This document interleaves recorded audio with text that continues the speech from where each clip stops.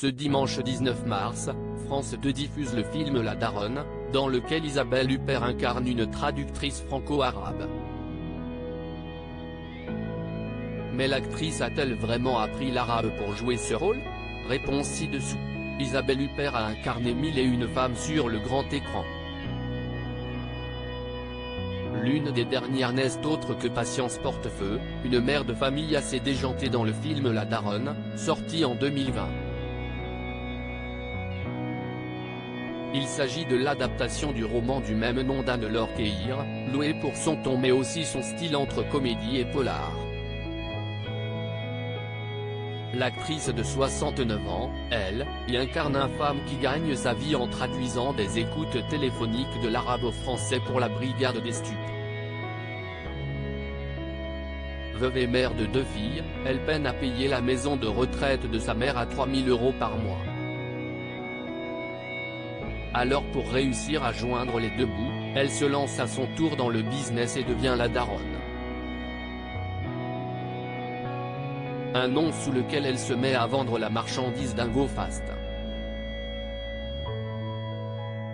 Avec ce long métrage, Isabelle Huppert a démontré une nouvelle fois qu'elle était capable d'incarner n'importe quel type de rôle.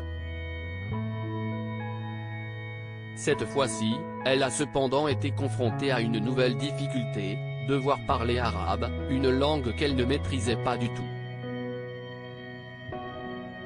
Mais alors, comment a-t-elle fait pour incarner le personnage de Patience Portefeu? Isabelle Huppert a impressionné le réalisateur du film. Contrairement à ce qu'ont pu penser certains, Isabelle Huppert n'a pas appris la langue pour les besoins du tournage. En revanche, c'est bien elle qui prononce les phrases en arabe dans le long métrage. Et pour ce faire, elle a utilisé une technique assez audacieuse, apprendre toutes ses répliques en phonétique. On a commencé le tournage en novembre 2018. Dès l'été, elle avait tous ses dialogues enregistrés de plusieurs façons différentes, dits par un homme, par une femme, à vitesse normale, à vitesse réduite. Elle a appris syllabe par syllabe, intonation par intonation, a confié à 20 minutes le réalisateur Jean-Paul Salomé. Isabelle Huppert n'a pas seulement réussi à l'exploit de tout retenir, elle a aussi assuré la partie prononciation. On aurait pu, en cas de catastrophe, la doubler, même partiellement. Mais non. On a fait écouter ces dialogues à des Marocains qui nous ont dit qu'elle parlait bien, avec un petit accent français, s'est remémoré le réalisateur, impressionné.